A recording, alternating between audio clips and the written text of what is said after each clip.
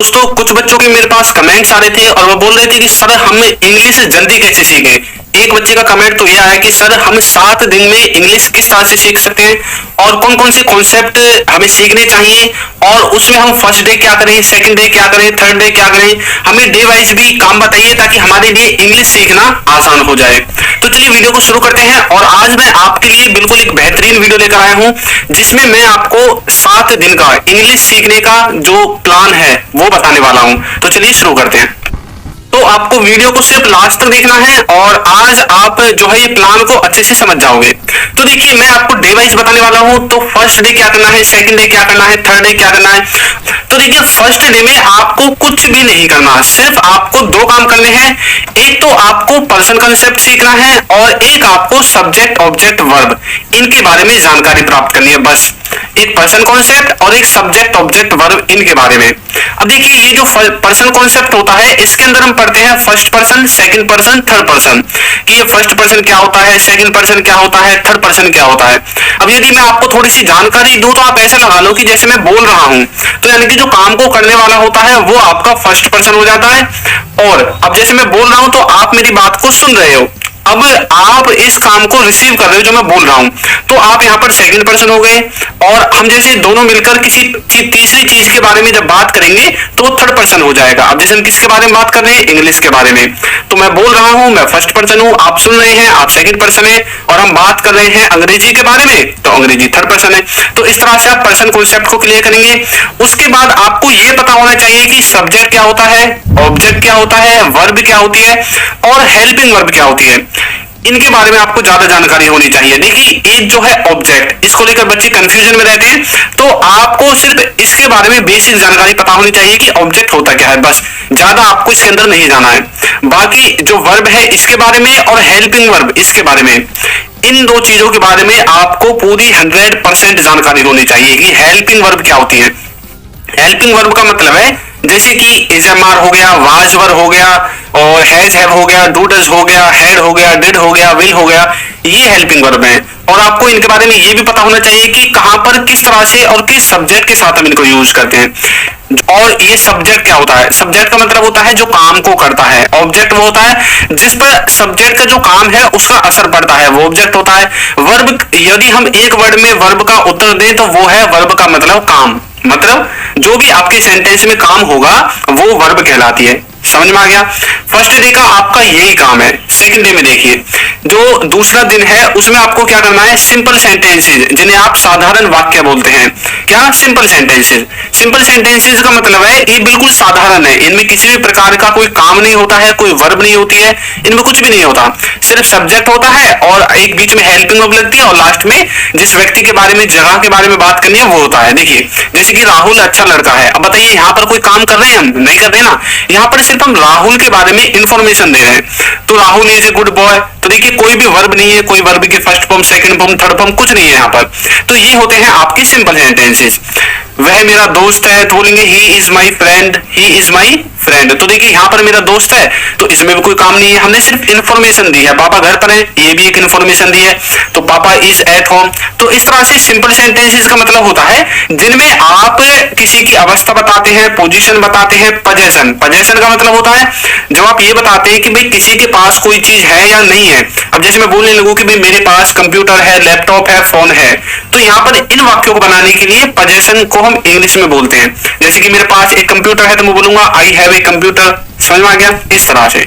तो second day का कुछ भी काम नहीं है, सिर्फ आपको सिंपल सेंटेंसेस को पढ़ना है और इन्हें भी ऐसा नहीं है कि भाई आप घने सारे हैं कहां से पढ़ोगे, सिर्फ उनको ही पढ़िए जिनको आप सुबह से लेकर शाम तक बोलते हैं। बस पढ़ने के लिए तो बहुत सारी चीजें हैं। आप हिंदी को जानते हैं, कभी हिंदी ग्रामर पढ़ी है, पढ़ी भी होगी तो याद नहीं होगी, वो क्यों, क्योंकि जरूरत ही नहीं पड़ती। तो इसी तरह से जो आपकी जरूरत की सेंटेंसेज हैं उनको आपको क्या करना है, सेकंड डे में याद करना है और उनको बनाना सीखना है। समझ में आ गया।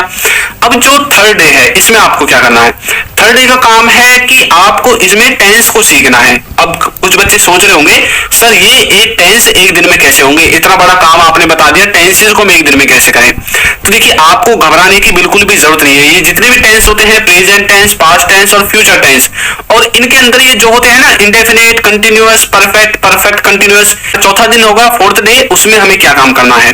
तो देखिए इसमें आपको मॉडल्स को क्या करना है, पढ़ना है। मॉडल्स ऐसे नहीं कि भाई एडवांस लेवल तक पढ़ लिए, नहीं, बेसिक मॉडल्स को।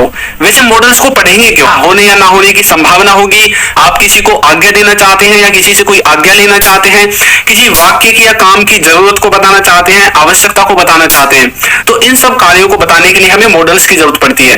तो जैसे मॉडल्स होते हैं आपके can, could, may, might, shall, should और वुड, मस्ट, ये जो सिंपल मॉडल्स हैं, इन सब को आपको कवर करना। देखिए कैसे, जैसे कि ही कैन गो, मतलब सिंपल सेंटेंस है, मतलब वह जा सकता है, he can go. We should do, मतलब हमें करना चाहिए, वी शुड डू, हमें करना चाहिए। तो ये सिंपल मॉडल है। आई वुड गो, मैं जाऊंगा। ही मे कम, वह आ सकता है। दे मस्ट नो, उन्हें पक्का पता होना चाहिए। तो मतलब जो सिंपल मॉडल होते हैं उनको आपको कवर करना है। जब आप 7 दिन का अपना कोर्स कंप्लीट कर लोगे, उसके बाद अब आपको अपना नेक्स्ट स्टेप रखना है, क्योंकि अब आपका जो बेस है वो बिल्कुल मजबूत हो चुका है और आपको सारी चीजें पता चल गई कि क्या चीज क्या होती है। उसके बाद देखिए कोई भी लैंग्वेज का कोई अंत नहीं होता है। लैंग्वेज की ग्रामर खत्म हो सकती है, वोकैबुलरी कभी भी खत्म नहीं होगी, उसकी जो शब्दावली है वो कभी भी खत्म नहीं होगी, उसका कभी अंत नहीं होगा। हिंदी में बहुत सारे शब्द हैं, इसी तरह से इंग्लिश में भी बहुत सारे शब्द हैं। तो हमें सब कुछ पढ़ने की जरूरत नहीं है, हमें सिर्फ उन चीजों को पढ़ने की जरूरत है जो कि हमारी काम की हैं, जिन्हें हम डेली बेसिस पर यूज कर सकते हैं। तो फोर्थ डे आपका खत्म हो गया है। अब हम चलते हैं फिफ्थ डे में। तो 5वें दिन में आपको क्या करना है, अब आपको पॉजिटिव वर्ब पढ़नी है। अब ये पॉजिटिव वर्ब क्या होती है, पॉजिटिव वर्ब का मतलब होता है, देखिए आपने ये तो सुना होगा कॉज, CAUSE, कॉज तो सुना होगा ना आपने। कॉज का मतलब होता है कारण। जब हम या फिर कोई व्यक्ति किसी काम को होने का कारण बन जाता है, वहां पर हम उसे पॉजिटिव वर्ब के नाम से पुकारते हैं। तो उस वाक्य को बनाने के लिए जो वर्ब यूज की जाएंगी वो होती है आपकी गेट, हैव, लेट, मेक। इसके अलावा और भी है, लेकिन ये सबसे ज्यादा इंपॉर्टेंट है, इसलिए मैंने इन 4 को लिख दिया है। क्या, गेट, हैव, लेट और मेक। तो आपको गेट का यूज आपने बहुत बार देखा होगा, बहुत से लोग गेट का यूज करते हैं। गेट की फॉर्म जो अलग अलग फॉर्म्स है, जैसे कि गोट हो गया, गेट्स हो गया, इनका यूज करते हैं। हैव आपने देखा होगा, लेट आपने देखा होगा, मेक आपने देखा होगा। इनके द्वारा देखिए कैसे वाक्य बनते हैं, जैसे कि मुझे जाने दो, मुझे जाने दो, उसने मुझसे करवाया, मैं काम करवा दूंगा, वो तुम्हें बुलवा लेगा, हम उन्हें करने दे रहे हैं। मतलब एक पॉजिटिव वर्ब के अंदर आते हैं वाले सेंटेंसेस। तो जब हम किसी कार्य को होने का कारण बन जाते हैं, उस कार्य को हम बोलते हैं पॉजिटिव वर्ब के अंदर। तो 5वें दिन में आपको समझ में आ गया हमें क्या करना है। अब आते हैं हम नेक्स्ट डे पे कि आपको 6वें दिन में क्या करना है। तो देखिए यहां पर अब आपको क्या करना है, नेगेटिव और इंटरोगेटिव सेंटेंसेस बनाने सीखने हैं। अब आपने जो कुछ सीखा है उन सबको आपको नेगेटिव और इंटरोगेटिव में बनाना सीखना है। नेगेटिव इंटरोगेटिव बनाना कोई बड़ी बात नहीं है, सिर्फ आपको जो आपकी हेल्पिंग वर्ब होगी उसके बाद नॉट लगाना है तो नेगेटिव बन जाएगा। इंटरोगेटिव बनाने के लिए जो आपकी हेल्पिंग वर्ब है उसको सब्जेक्ट से पहले लिख दो, बस आपका सेंटेंस बनकर तैयार हो जाएगा। देखिए जैसे कि हम, तुम क्या कर रहे हो, वह कब आ रहा है, मैं नहीं जाऊंगा। तो इस तरह के वाक्य आपके आते हैं किसमें, नेगेटिव और इंटरोगेटिव सेंटेंसेस के अंदर। तो आपको इनको ट्रांसलेट करना सीखना है। उसके बाद अब आ गया आपका लास्ट का दिन। अब देखिए आपकी ग्रामर बिल्कुल कवर हो चुकी है। अब आपको क्या करना है, अब आपको डेली यूज वोकैबुलरी याद करनी है, मतलब जो रोजाना बोले जाने वाले शब्द हैं उन सबको याद करना है। अब याद कैसे करेंगे सर, देखिए ये जो 7th डे वाला है ये थोड़ा लंबा प्रोसेस है। इसमें आपको क्या करना है, एक दिन आपको सुबह से लेकर शाम तक के जितने भी आपके वर्ड्स हैं उन सबको कॉपी में लिखना है। उसके बाद उन सभी वर्ड्स को आपको गूगल ट्रांसलेट से हिंदी से इंग्लिश में ट्रांसलेट करना है, या फिर आपकी जो भी भाषा है उससे अपनी जो है इंग्लिश में ट्रांसलेट करना है। उसके बाद उन्हें याद करना स्टार्ट करना है, तो आपके पास सारे वर्ड्स आ जाएंगे और पूरी वोकैब आपकी आ जाएगी सुबह से शाम तक वाले वर्ड्स की। तो इन सब की आपको कुछ नहीं करना, सिर्फ नोट्स बनाकर प्रैक्टिस करनी है और आपका जो काम है वो खत्म हो जाए।